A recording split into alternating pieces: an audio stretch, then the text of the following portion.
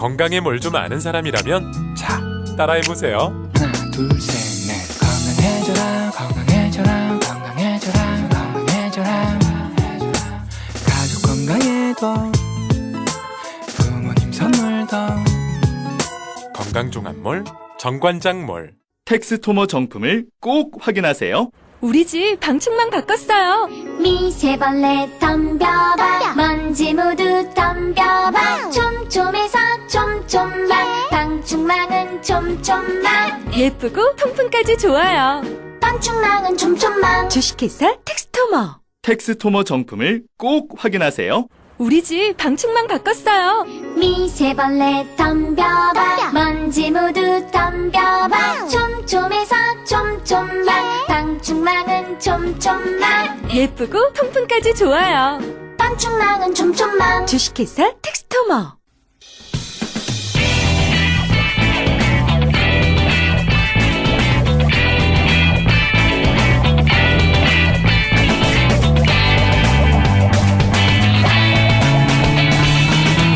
김어준의 뉴스 공장.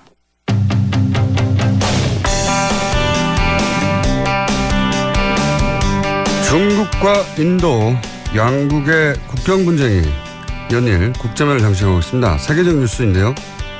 이 문제 한번 이해해 보겠습니다. 갈등의 배경은 무엇인지 박효택 인도통신원 전화 연결돼 있습니다. 안녕하세요. 네, 안녕하십니까. 박효택입니다. 네, 인도 어디 계십니까? 인도 뉴델리입니다. 그러시군요. 자, 저희가 이제 인도 뉴스를 다루는 경우는 흔치 않은데 마침 저희가 중국하고도 갈등이 있고 중국과 인도 양국 모두 대국이란 말이죠. 네. 근데 지금 국경 분쟁이 있다는 뉴스는 계속 나오는데 그 배경을 이해하기가 쉽지 않아서 저희가 통신원으로 연결을 했습니다. 우선 이번에 예전부터 중국 인도는 국경선 분쟁이 있긴 있었는데 이번에 대치는 어떻게 시작된 겁니까? 네. 지난 6월 16일 인도 동북부의 식김주와 부탄 및 중국이 그 국경을 맞대고 있는 지역인 도클람 지역에서 중국 인민해방군이 중국, 인도, 부탄 등 3국 국경지대에서 상호 협의 없이 도로를 건설하면서 분쟁이 시작됐습니다. 중국 인민해방군이 도클람 지역에 진입해 도로를 건설하기 시작한 것을 처음 발견한 것은 부탄군이었는데요. 부탄은 중국과 외교 관계가 수립되어 있지 않기 때문에 인도 주재 부탄 대사가 중국 정부에 항의하게 되었고 부탄과 인도가 함께 중국 측에 도로 건설 중단을 요청하게 됐습니다. 인도는 중국, 부탄, 인도 등 세 나라의 국경이 맞물리는 지역에서 행하는 일방적인 조치는 기존 합의 위반이라고 주장했는데요. 부탄 외교부도 별도 성명을 내고 중국이 이 지역에서 도로를 건설하는 것은 중국과 부탄 간 국경 합의를 위반하는 것이라며 중국에 원상복구를 하라고 요청했습니다. 설명만 듣고는 무슨 일이 일어나는지 잘 모르겠는데 그러니까 지금 중국과 인도가 국경을 맞대고 있는데 굉장히 국경이 길죠. 3,000km가 넘는 걸로 알고 있는데 근데 그중에서 일부 지역에서 그러니까 부탄과 인도와 중국이 국경을 맞댄 그 지역에서 지금 이게 일이 분쟁이 시작된 거죠. 예. 네, 그렇습니다. 그리고 여기서 중국은 인도, 부탄은 우리 땅에 들어왔으니까 당신들이 나가라고 그랬는데 중국은 지금 안 나가고 있는 거 아닙니까? 안 나가는 이유가 뭐죠? 예. 중국은 중국이 자기네 영토라고 주장하고 있는 것입니다. 그렇군요. 그러니까 부탄 요구를 받아들이지 않는 거죠, 지금 전혀 인도하고. 그렇습니다. 이 중국 외교부는 인도군이 국경을 넘어 중국 영토에 들어와 자기네들의 건설 공사를 방해했다면서 이는 1890년 중국과 영국 간의 티베트 식긴 조약에 따라 확정돼 영국 양국 국경을 침범한 것이라고 주장하고 있습니다. 이 이후로 중국은 티베트 지역의 힌두교 성지인 수미산, 즉 탈켈라시 산과 만사로와르 호수로 가는 나투라 고개를 폐쇄하고 인도인들의 순례객들의 입국을 금지하고 있습니다. 그런데 인도 언론들은 오히려 중국군이 인도 쪽으로 넘어와 인도군 벙커를 두 개를 파괴했다면서 현재 양국이 시킨 국경지대에 병력을 추가 투입해 대치가 계속되고 있다고 보도했습니다. 네. 설명을 들으면 들을수록 더욱 이해가 안 가고 있습니다. 그러니까, 지명들도 지금 머릿속에 그려지지가 않고, 이게 배경이 원래 인도는 제가 아는 게 맞나 좀 봐주십시오. 인도는 영국 식민지였고, 그리고 같은 시기에 이제 중국, 당신 청나라죠. 청나라가 영국하고 아편 전쟁을 해서 졌지 않습니까? 그래서 홍콩을 내줬고, 그래서 이제 사실 그 인도, 중국 모두 영국의 지배 혹은 영향권 안에 있었는데 그때 영국이 그때 그은 국경선 그게 지금 분쟁의 출발 지점인 거죠? 네, 그렇습니다. 영국이 자기들 마음대로 그어버렸단 말이죠. 그 애매모호하게. 그리고 그렇게 애매모호하게 영국이 그어놓고 나자 중국과 인도가 그 이후로 계속해서 이쪽은 우리 땅이다 아니다 이쪽은 우리 땅이 맞다 뭐 이렇게 싸우는 걸로 알고 있는데 지역이 워낙 지명이 생소해서 듣다 설명을 듣는데 잘 머릿속에 그려지지가 않아서 제가 배경을 한번 말씀드렸고 그러면 현재 양국이 어떻게 대치하고 있습니까? 현재는 그 중국과 인도의 국경 그 분쟁이 일촉즉발의 상황으로 치닫고 있는데요. 그 중국이 도로군 공사를 벌였던 독골람 지역에는 그 양국이 각각 3천여 명의 병력을 배치해 대치하고 있는 상황입니다.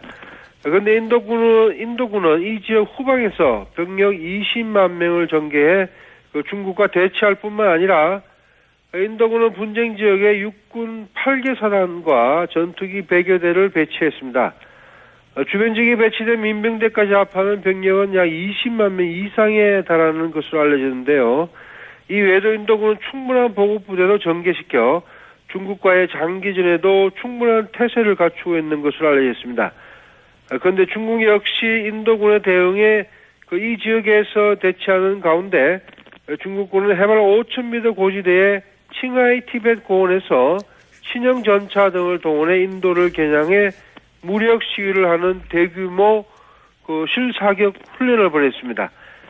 중국 인민해방군 티벳의 한 전투여단은 이 고원까지 불과 6시간 만에 이동해 집결했으며 이번 훈련에서 막강한 화력을 퍼부어 가상의 적 진지를 파괴하는 훈련을 실시했습니다. 이 훈련에는 화염 방사기와 대공포, 박격포, 자주포, 다연장 로켓, 대전차포 등 중화기가 총동원됐고 중국군 당국은 이번 훈련을 통해 고원지대에서 티벳 전투예단의 합동 타격 능력을 시험했다고 발표했습니다. 네. 이 뉴스공장에 진행하는 인터뷰 스타일과 달라서 제가 반갑기도 하고요. 한편으로는 그리고 재밌습니다. 인터뷰하면서 말씀하신 내용이 귀에 잘 안 들어오고 있습니다. 어쨌든 양군이 그 국경에 대대적으로 모여 있군데 한마디로 긴장이 굉장히 고조되고 있네요. 예, 지금 현재까지는 아주 긴장이 되고 있는 그런 대치 상태가 진행되고 있습니다. 이게 처음 있는 일은 아니죠. 예전에도 있었죠. 예전에는 이런 대치 상태는 없었고요. 아주 좋았습니다. 그래요? 국경 분쟁은 오랫동안 있었던 걸로 알고 있는데 이 정도 규모의 대치는 처음인가요? 그렇습니다. 1962년도에 전쟁이 한 번 있었고 그렇죠. 전쟁도 계속 큰 대치 상태는 없었고 또 이번 대치 상태 이전까지는 국경 통과할 수도 있었고 더 아주 좋은 상태였습니다만 최근에 지금 긴장이 고조되고 있습니다. 중국과 인도가 62년인가요? 그때 전쟁을 했다는 사실 자체도 우리한테는 별로 알려지지 않았는데 그때 당시 중국군이 패하지 않았나요? 아닙니다. 그때 당시는 이제 중국군이 일방적으로 승리를 했습니다. 승리를 했어요? 예. 그렇죠. 중국군이 승리하고 인도 사람들이 굉장히 많은 숫자가 포로로 잡히고 그랬었죠. 예, 그렇게 지금 알려져 있습니다. 그때 당시에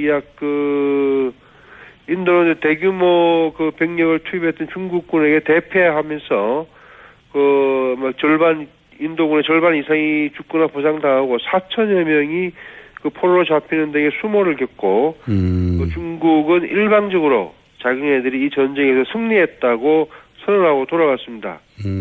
그럼 인도 입장에서는 이번 분쟁은 그때 패배를 반복할 수 없다, 만회해야 되겠다, 뭐 이런 분위기도 있겠군요. 그렇습니다. 그래서 인도는 이제 그 지금 상황은 1962년도와 상황이 다르다. 예. 지금 어떠한 그 중국군의 그 침입이 있더라도 가만히 있지 않겠다는 그런 상황이죠. 그 지역이 특별히 인도 사람들에게 의미가 있는 지역이라서 이렇게 대치가 심각하게 긴장이 고조되는 겁니까? 인도인들에게 그 지역이 어떤 의미가 있는 곳입니까? 그 지역은 지금 현재 뭐 분쟁 지역은 의미가 있는 지역은 아닙니다. 그 사람이 사는 곳도 아니고 예. 일단 그 중국과 부탄 예. 그리고 인도 국경지대에 이제 국경선이 명확하게 그 결정돼 있지 않고 그러니까 이제 그 중국에서 일방적으로 이쪽을 이제 긴장을 주기 위해서 침입을 한 것인데요. 예. 그렇게 해서 이제 병력이 그 긴장 상태가 오자 중국은 그 인도인들한테 민감한 지역인 그 힌두교 성지 순례로 가는 지역인 나투라 계곡의 그 국경선을 그 막았습니다. 그걸 막게 되는 바람에 인도인들이 더 좀 긴장하면서 아하. 성지로 가는 길목을 막은 거군요, 말하자면. 네, 그렇습니다. 힌두교 성지로, 그러니까 그 땅 자체가 이미 있다기보다는 힌두교 성지로 가는 부분을 막아버려서 인도 입장에서는 더욱 흥분한다. 그렇군요. 예, 그런 상황입니다. 예. 그러면 실제 인도에서 중국에 대한 어떤 감정이, 국민적 감정이 안 좋아지고 있습니까? 그런데 원래 인도인들은 그 중국에 대한 감정이 좋지는 않습니다. 원래 좋지 않고 이번 일로 더 악화됐나요? 지금 현재 더 악화되고 있는 상황인데요. 인도에서는 지금 언론이나 여론들이 예. 그 중국 제품을 불매 운동을 시작하면서 중국에 대한 반감 감정을 더 고조시키고 있는 그런 상황입니다. 근데 실제 전쟁까지 갈까요? 어떻습니까? 그 인도 내에서 분위기는? 인도 내에서 분위기는 지금 전쟁까지는 가지는 않고요. 예. 지금 현재 양군 군대가 대치를 하고 있습니다만은 이제 차츰 이제 기온이 좀 내려가기 때문에 9월이 지나면서 눈이 오면은 그쪽 지역에 사람이 살 수가 없어요. 아하. 그러다 보면 이제 차츰 잊혀지지 않을까. 지금 그렇게 아마도 이제 9월 이후부터 내년 한 6월까지는 아무도 그쪽 지역에 그 군인들이나 뭐 사람들이 그 접근하지 않기 때문에 잠시 또 잠잠해지지 않을까 싶습니다. 어쩌면은 양쪽이 그냥 그 시점을 알고 있기 때문에 자존심 대결만 하고 있는 거군요. 예. 그렇습니다. 그런데 그 이전에 먼저 요즘 최근에 인도와 미국, 일본이 이제 그 인도양 지역에서 군사 훈련을 시작하니까 중국이 거기에 대한 반발심으로써 인도에 자극을 주기 위해서 아마 그 침공을 한 것으로 국경을 건드린 것으로 이제 그렇게 보여지고 있습니다. 그렇군요. 우리는 좀 실감하기 어려운 그 중국과 인도 간의 자존심 다툼이고 근데 전쟁까지 뭐 전쟁설이 국내 언론은 계속 보도되고 있는데 그 지역 자체가 9월이 되면 너무 추워서 어느 정도 춥길래 거기가 추워지면은 결국 뭐 아무 일 없듯이 다 끝나버릴 거라고 생각하시는 겁니까? 뭐 예를 들어서 거기는 이제 눈이 오기 때문에요. 네. 그 접근을 거의 뭐 불가능하고 뭐 늘 영상 한 2-30도씩 영하 2-30도요. 네, 영하 2-30도 기온이 되니까 또 워낙 이제 그 사람이 사는 그런 동네는 아니니까요. 그 민간인들의 접근이나 뭐 군인들의 접근하기가 쉽지가 않은 지역이죠. 뭐 그러면 뭐 기계도 사용할 수 없는 정도에 다 얼어붙어 버리겠군요. 예.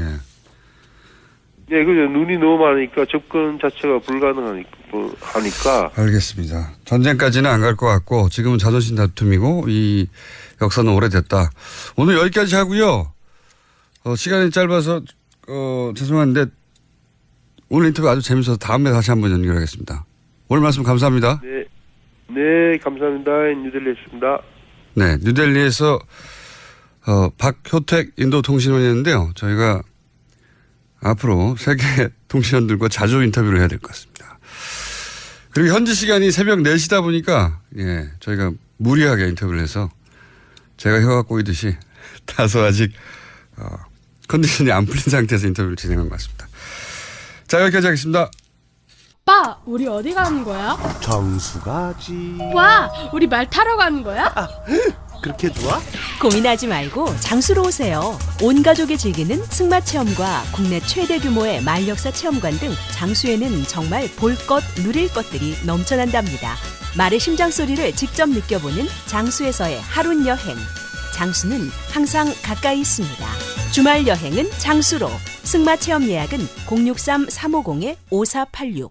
아, 또 떨어졌어. 너 또 입사 시험 봤어? 아니, 차량용 핸드폰 거치대 말이야. 여러 개 사봤는데 실패의 연속이야. 떨어지고 시야 가리고 운전석에서도 멀고 뭐 좋은 거 없을까? 싼 것만 찾으니까 그렇지. 제대로 된 거 하나 사서 편리하게 쓰는 게 더 낫지. 그런 게 있어? 그럼 있지. 1, 2, 3 할 때 2. 힘 세다 할 때 힘. 2 힘. 투 힘? 2배로 힘이 세다는 건가? 네이버 검색창에 2 힘을 검색해 보세요.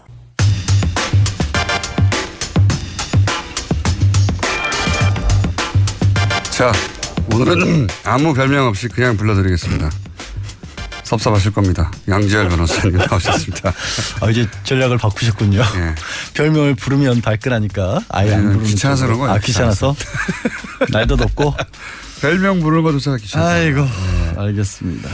예. 자, 이제 삼성 이재용 부회장 그 결심 공판이 일주일 남아가지고 연일 네. 저희도 브리핑에서 관련 뉴스를 다루고 있는데, 브리핑에서도 얘기했는데 전략이 초기하고는 달라졌어요. 초기하고 진술 자체가 많이 바뀌었죠. 진술에서 진술에서 얘기했던 것도 그렇죠. 달랐었고, 그때는 박 전 대통령에게 직접적으로 강요에 못 이겨서 돈을 그렇죠. 줬다, 내놨다. 그때는 그나마 물론 그때도 피해자 코스프레이긴 했으나 어쨌든. 예, 그러나 강요의 대상이 대통령이었잖아요. 그거는 그렇게 정확히 얘기를 했어요. 왜 그때는 그렇게 얘기를 했냐고 하니까, 혹시 대통령한테 강요를 당해서 줬다면 우린 피해자이기 때문에 처벌 안 받을 줄 알고 그렇게 얘기를 했다. 그 변명도 준비한 거죠. 준비한 건데. 준비했죠. 뭐 그때도 변호사의 조력을 받아서 답을 했을 텐데. 대한민국 최고 변호사들이 예. 항상 그렇게 조언을 그리고 해줬겠죠. 대통령한테 대통령이 하라고 해서 했다 이거였거든요. 그렇죠. 하라고 해서. 근데 이번에는 대통령이 쏙 빠지고 최순실 때문에 이렇게 다 된 거다라고. 그러니까 정확히 대통령은 만났을 때, 이재용 부회장을 만났을 때 대통령이 승마와 관련해서 왜 승마를 이렇게 지원을 안 해주냐라고 레이저를 쐈다라는 거예요. 그러고 와서 이재용 부회장이 왜 승마 때문에 내가 이렇게 쪼여야 되냐라고 하니까, 부랴부랴 왜 승마를 그렇게 챙기지? 라고 찾아보니까 최순실이라는 사람이 있네? 라고 해서 지원 사업을 했다. 그 전까지는 삼성이 몰랐다는 거죠. 몰랐죠. 예. 그리고 이제 박상진 전 몰랐더라고요. 몰랐다고 주장하고 있는 겁니다. 그렇죠. 어쨌든 사장이라는 분은 내가 삼성전자 사장이었는데 협회를 몇 개나 맡고 있는데 그런 것까지 신경을 쓰겠냐 라면서 전혀 몰랐는데 알고 보니 그랬다라는데, 삼성전자 사장도 신경 안 쓸 정도의 협회에 대해서 대통령이 그럼 직접적으로 거론을 했는데 그거를 그냥 아무 생각 없이 갑자기 그때부터 독일을 왜 찾아갔다? 날라갔어요? 독일에. 그러니까. 그 직원 한 명도 없는 회사와 계약하려고 왜 날라갔냐고 사장이. 그러니까 그거는 대통령한테 그렇게 쪼임을 당한 후에 알아보니까 최순실이라는 사람이 가까운 사람으로 알려졌더라. 그래서 그 가까운 사람 때문에 혹시 이런 게 아니냐 추측으로. 이게 이제 어떻게 프레임이 바뀌었냐면, 처음엔 대통령이 이렇게 하라는데 어떻게 해요? 해야지. 우리는 그냥 시킨 대로 했을 뿐이고 피해자예요. 이게 첫 번째 버전이었는데, 최근에는 어떻게 바뀌었느냐. 그렇게 각을 잡다 보니까 대통령과 이재용 부회장이 만났고, 이재용 부회장이 대통령의 지시라고 전달해 주었고, 그래서 이재용 부회장이 빠져나갈 수가 없는 거예요, 자꾸. 그래서 그렇죠. 그래서 이재용 부회장을 빼다 보니까 대통령도 빼야 되는 거죠. 변호 전략에서. 그것도 그렇고요. 뭐가 있냐면 대통령이 어쨌든 직접 나서서 일을 했다라고 하면 대통령이 최순실의 부탁을 받고 일을 했다라는 게 나오잖아요. 뇌물죄가 또 그러면 생기니까. 대통령과 최순실이 엮이기 때문에 뇌물죄가 되는데 대통령은 승마 지원 사업만 했고 최순실한테 우리는 순수하게 당했다. 무서웠다. 최순실이 무서웠다고 하면 뇌물은 안 되는 거예요. 그렇죠. 민간인이 무서웠던 거니까. 민간인한테 협박을 당했습니다. 그러니까. 그것도 협박당한 이유는 대통령과 가깝지 않겠느냐 하는 추정 때문에. 추정. 그거를 이제 특검에서 질문을 했어요. 네. 장충기 사장한테. 아니 그럼 최순실이라는 사람에 대해서 검증을 해보셨느냐 그랬더니 감을 믿었다. 네. 느낌이 그렇게 왔다. 느낌 때문에 400억 원을 임대업자인 최순실에게 뜯겼다. 이게 말이 안 되는 소리인데 말도 안 되는 소리지만 이재용 부회장을 빼내려고 하다 보니까 이게 왜 박근혜 대통령도 지워야 되고 그러다 보니 최순실 씨만 남게 된 거예요. 그래서 최순실 민간인 최순실에게 우리는 삥을 뜯겼다. 이 표현보다 정확한 표현이 없어 제가 자꾸 쓰고 있는데 표준어가 아니라 속어인데. 네, 조금 전에 안 그래도 지금 방송 시작하기 전에 자꾸 삥 뜯겼다 그래서 네. 국어사전을 찾아봤어요. 그랬더니 돈을 빼앗기는 것을 속되게 이르는 말이다라고 하면서 예문으로 고등학교 형들에게 삥 뜯긴 동생은 엉엉 울면서 집에 들어왔다라고 우리나라 가장 큰 포털에 국어사전에 나와 있네요. 예. 네, 근데 그거보다 더한 거예요. 그런 수준이라는 거죠. 유치원 선생이 왜냐하면은 임대업자였는데. 그거보다 더한 것이 고등학생은 바로 때리잖아요. 근데 여기는 때릴지도 몰라. 최순실이 때릴지도 몰라. 왜? 감으로 보니까 대통령은 너무 가까워. 아니 근데 진짜 이게 말이 됩니까? 부끄러워요 진짜. 삼성이 미래전략실 다 임원들이고 삼성전자 삼성에서도 일이잖아요. 거기 사장이란 분이. 이 분야에서 1위를 하는 세계 최고의 기업이고 우리나라에서 세계 최고고 돈 엄청나게 벌고요. 그런데 부회장 그 오너를 보호하기 위해서 모두가 바보가 되고 있는 중이에요. 다 같이. 그러니까 오너를 보호하기 위한 전략이 어느 정도 나름대로 되게 연구는 많이 했어요. 근데 이게 촉발점은 뭐냐면 지난번에 안종범 전 수석의 수첩이 간접 증거, 정황 증거로만 인정을 받았잖아요. 그러니까 그러다 보니까 박 전 대통령하고 이재용 부회장하고 둘이 나눈 대화 내용에 대해서는 하나하나가 인정을 받은 게 아니에요. 그러니까요. 그냥 둘이 만났다는 것을 입증해 줄 수 있는 무슨 얘기를 했다. 무슨 얘기를 했고 거기 적힌 내용은 참고 정도 하는 거죠. 관련 정도다. 그러다 보니까 그러면 둘만 입을 다물어 버리면 아무도 여기에 대해서 안 할 수 있는 사람이 없네. 그러니까 이렇게 작전을 바꾼 거고. 오늘 작전을 바꾼 다음에 사실 안종범 수석에 대한 문제 제기를 한 거죠. 뭐 그럴 수도 있죠. 당연히. 큰 그림을 보면 여기 지금 머리가 몇 명이 붙어 있는데요. 지금 삼성의 오너를 구하기 위해서 변호인단이 얼마나 붙어 있는데 연구를 안 합니까? 대충 한 200명 정도라고 저는 추측을 합니다. 그래서 삼성 그룹은 바보 회사가 되고. 그렇죠. 예. 대통령과 가까울지도 몰라 하니까 400억 막 주는 삥 뜯긴 회사가 되고. 그래서 회장만 살아난다면야. 근데 여기서 또 되게 회장이 리스크예요, 이 회사에. 이런 바보 같은 일을 당하는. 아니요. 회장이 리스크는 아닌 게 회장한테는 2016년 8월에나 보고를 했다라고 얘기를 해요. 그러니까 400억 지원 결정을 하는데 회장에게는 보고 안 하고 우리끼리 했다. 아니, 왜 무서워서. 그러니까 회사가 엉망이라는 얘기를 하는 거잖아요. 그러니까 이렇게 보면 바보 같은 회사가 엉망이고 막 체크도 안 하고 돈을 막 400억 주고 그다음에 무서워서 주고 회장은 모르고 그 사이에 아무것도 우리가 회장이 바보라는 얘기 하는 거 아닙니까 이게. 아니 기업들이 오너 리스크라는 게 있다라고 하는데 흔히 하는 말로 재벌 회장들 감옥 가 있어도 회사 잘 돌아가더라. 지금 주가가 삼성 이재용 부회장 구속 이후에 더 올랐죠. 많이 올랐어요. 근데 그걸 더 나가서 이번에는 삼성의 최고 의사결정기구는 미래전략실인데 미래전략실 임원들도 이런 수준이었네? 라고 생각할 수밖에 없어요. 이런 수준이라고 생각하진 않지만 지금 하도 빠져나갈 구멍이 없으니까 이걸로 각을 잡은 거거든요. 부끄럽잖아. 근데 창피하지도 않나? 제가 하는 말이 그럽니다. 삼성이라고 하는 정말 대단한 기업, 거기 있는 무수한 사람들이 만들어낸 같이 힘을 합쳐서 대단한 기업이 이 오너 한 사람 구하려고 바보가 되고 초라해지고 있는 거예요. 어떡하겠어 근데. 근데 오늘은 어제 나왔던 증언 중에 그 오너를 구하기 위한 게 원래 동계 스포츠 지역. 이 출발은 또 더 어처구니 없습니다. 아버지가 아들한테 재산 줘야 되는데 세금 안 내려고 하다가 이렇게 된 거잖아요. 다. 그 출발, 뿌리가 거기에요. 아빠가 아들한테 재산 주고 싶은데 세금 너무 많아 싫다 이거. 그래서 세금은 신매동 내고 16억입니까? 16억 내고 나서 조단위가 넘어간 거 아닙니까 지금 자신들. 합병 과정 때문에 네. 합병으로 인해서 얻은 그 모든 과정의 출발점은 아버지가 세금 안 내려고 하는 병원에 누워 계신 분을 욕되게 하지 마세요. 거기서 그때는 팔팔하셨죠.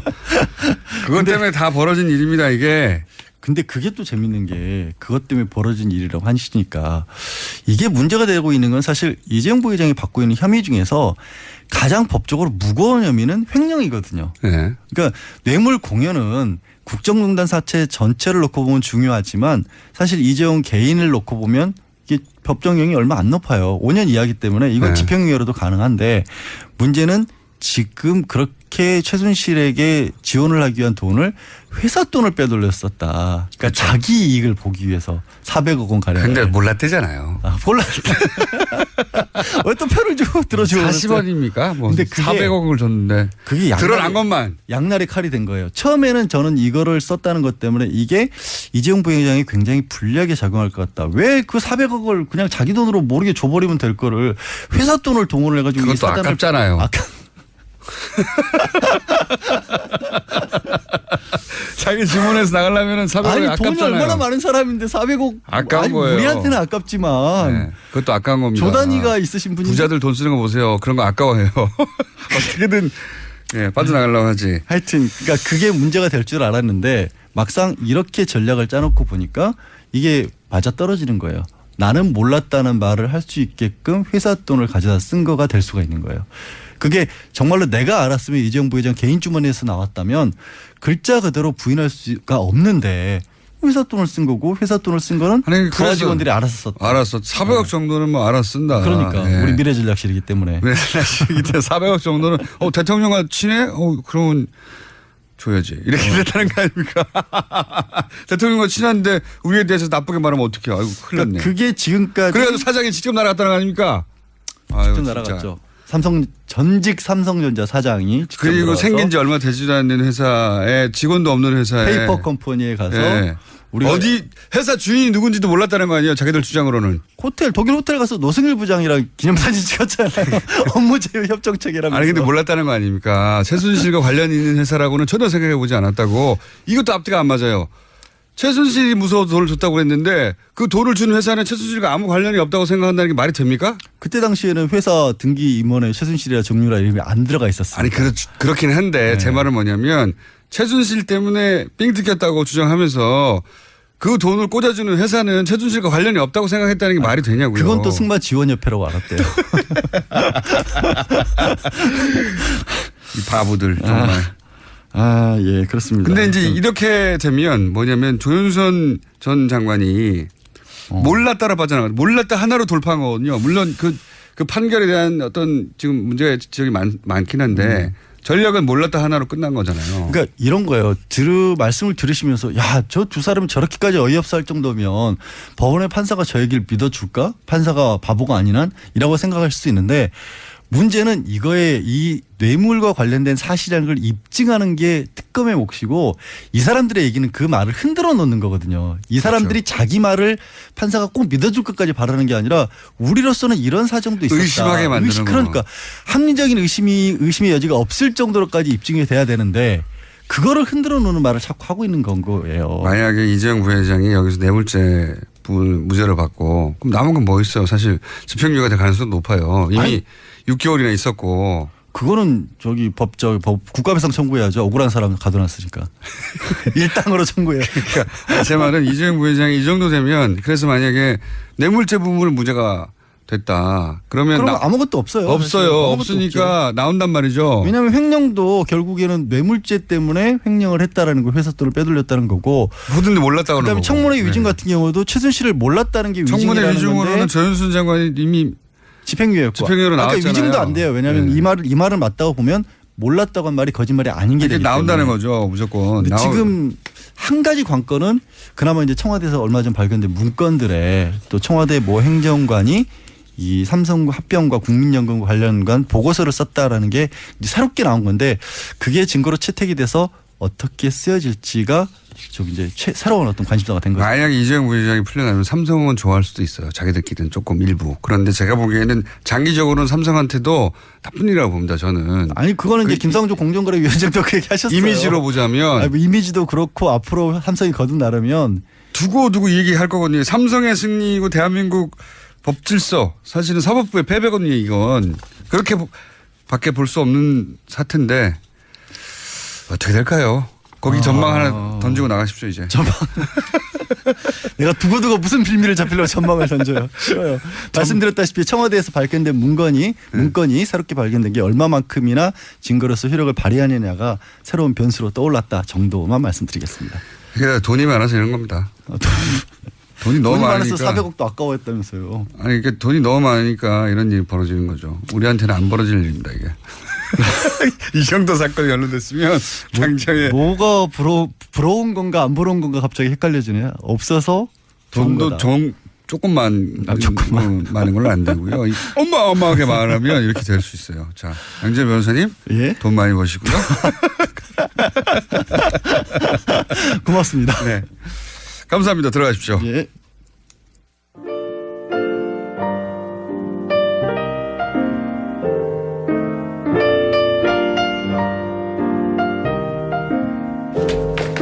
불친절한 AS 인도통신원님에 대한 반응이 오늘 뜨겁습니다. 저희가 통상 하는 인터뷰하고는 굉장히 스타일이 달라가지고 그런데 인도통신원 이분은 또 다른 정통 시사 방송에 통신을 많이 하신 분이기 때문에 본인은 하신 대로 잘 하신 거예요. 근데 제가 듣다 보니 스스로 어색해서 제가 좀 웃었습니다. 죄송하고요. 오늘 수요일인데 노회찬 원내대표도 휴가를 가셨어요. 대통령도 휴가 갔고 이 양반들이 다 휴가기 시즌인지 다 휴가를 가버리셨어요. 다음 주 나오십니다.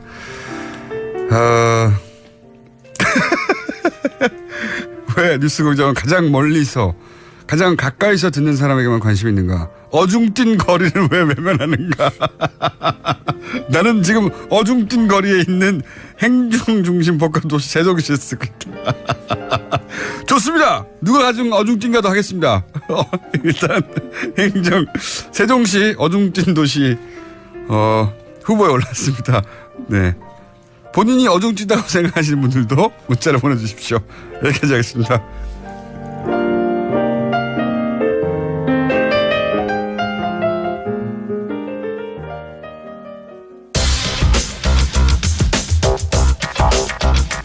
자, 원정훈 씨 나오셨습니다. 시사, 과학.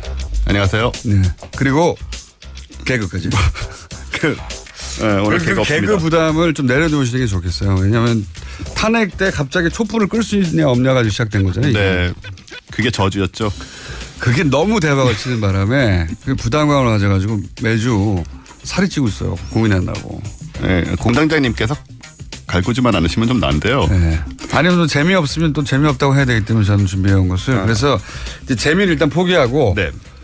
하다 보니 우연히 재밌어지는 경우가 있잖아요. 그렇습니다. 네, 그걸 이제 생각하고 이제 재미없다라고 오늘은 미리 말씀하시고.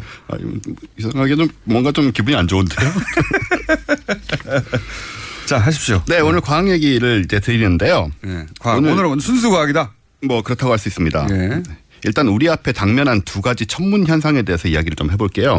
천문. 네. 오는 8일이 얼마 안 남았죠. 8일 새벽에 이 달림의 일부가 지구의 그림자에 가려지는 부분 월식이 진행이 됩니다. 달림의 일부가. 네. 월식이란 건 이제 서쪽으로 일단 이 벌어지는 상황은 뭐냐면 서쪽으로 기우는 보름달이 새벽 0시 48분에 지구의 이제 반그림자에 진입을 해요. 네. 월식에서 일단 광량이 줄어들게 되고요. 새벽 2시 22분부터 지구의 본 그림자가 달림을 가리는 본 월식이 시작이 됩니다. 이 부분 월식이니까 아래쪽만 없어지는데 3시 21분에 최대. 2시간 동안 진행이 되는데 맨눈으로 쉽게 확인할 수 있거든요. 그러니까 새벽까지 기다려서 보실 분은 집 앞에 나가서 보시면 됩니다. 그러니까 지구가 달하고 태양 사이에 끼는 거죠. 예.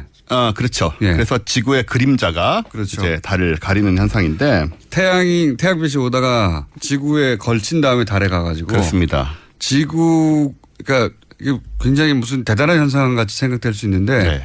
그냥 그림자가 지는 겁니다. 그렇습니다. 지구에 가려서. 네. 태양을 지구가 가려버린 거죠. 근데 지구가 동그라니까 동그랗게 가려진 거죠. 예. 네. 제가 할 얘기를 다 해버리시는데 어떻게 하면 좋습니까, 이제? 근데 그럽니다. 또 하나가 있어요. 뭐냐면 8월 21일에 미국 전체를 관통하는 역사적인 계기일식이 있습니다. 아, 그래요?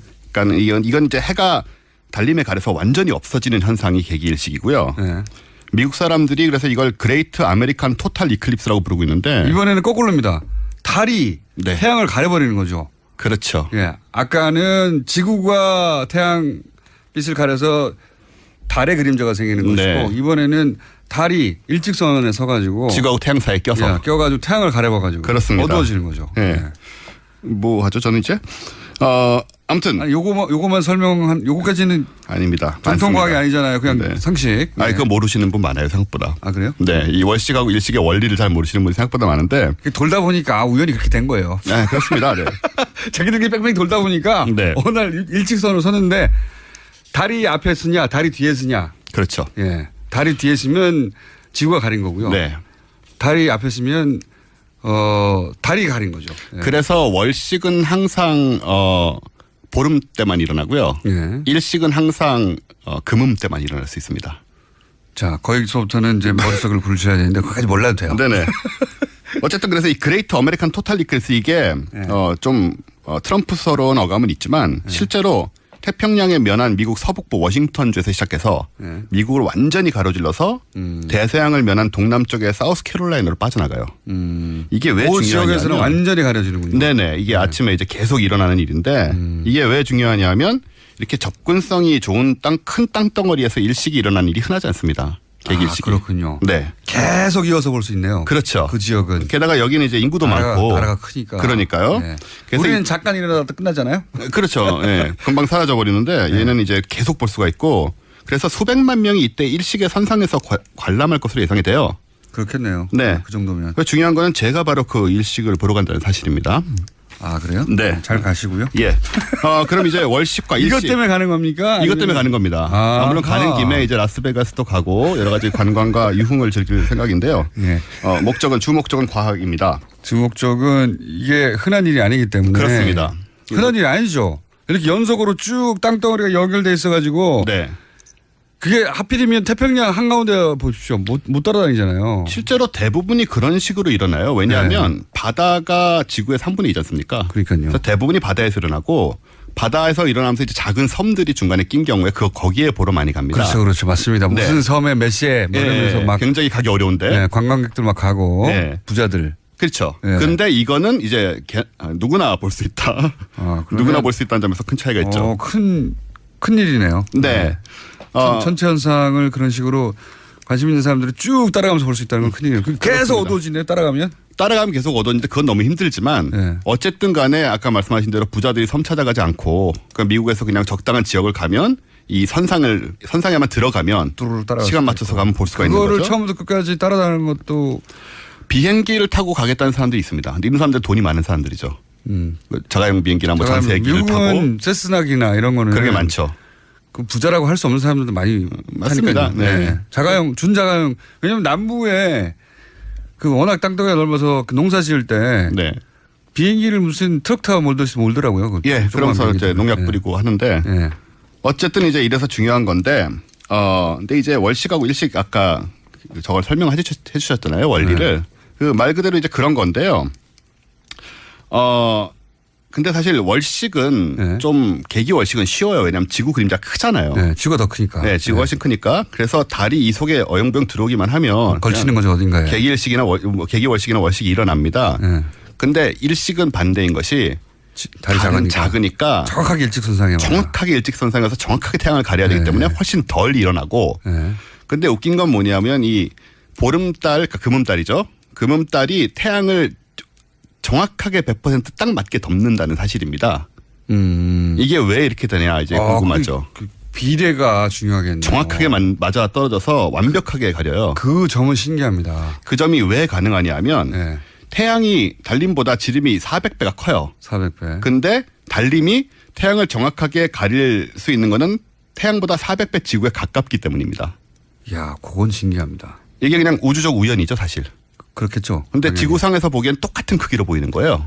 진짜 그 부분은 신기하네요. 네. 왜냐하면 돌다가 마주치는 거야 신기한 일이 아니에요. 그렇죠. 있을 수밖에 없는 일이니까. 빙빙빙 도니까 같은 궤도를 그러면 어느 시점에 맞게 돼 있죠. 네. 근데 그 크기가 400배 크기는 400배 작지만 거리가 400배 가까워서 딱 맞다. 이야 이건 네. 신기하네. 이게 그래서 여기에서 뭐 재미있는 음모론 같은 거를 펼쳐서 뭐 책을 낸 사람도 있는데요.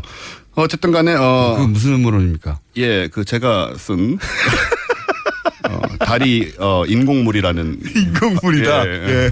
굉장히 재밌는 책입니다. 아 그러니까 우주인이 네. 딱 그 비례에 맞춰서 뭐 그 달을 만들었다는 황당한 주장을 하신 거예요? 아 주장은 아니고요. 일종의 픽션입니다. 픽션. 네, 어쨌든 이제 그런 책이 있었고요.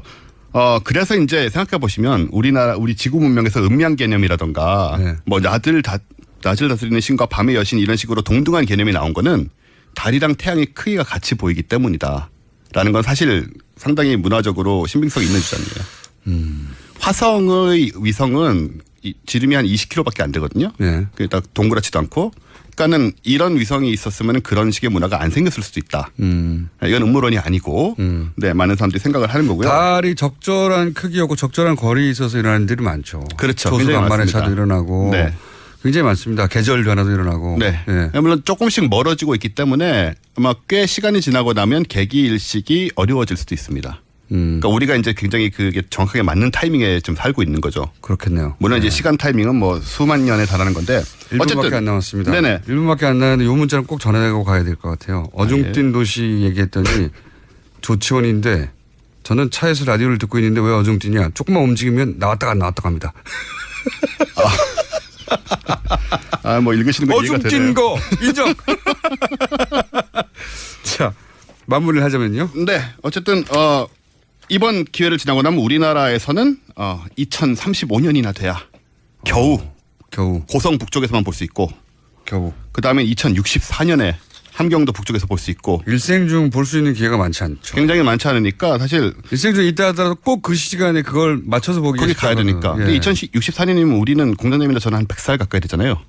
그때까지는 살 계획입니다. 예, 근데 그때까지 사는 게 우리 상태를 좀 봐야 사는 게 복인지 아닌지 그 당시에 확인이 가능할 것 같고요. 저는 미국에 가서 개기식 보기 때문에 굳이 100살까지 기다릴 필요가 없다는 점이 중요하다. 그러면은 그걸 촬영하신 다음에 다음 시간에 나오실 때 촬영본을 저한테 보여주시고 그러면서 얘기를 나누죠. 왜요? 궁금하죠. 알았습니다. 현장에 있었던 사람의 생생한 이야기를 다음 시간에 듣기로 하고 자 지금까지 원종우 씨였습니다. 감사합니다. 감사합니다. 김어준이었습니다. 네, 오늘 발음이 많이 꼬였습니다. 내일 뵙겠습니다. 안녕.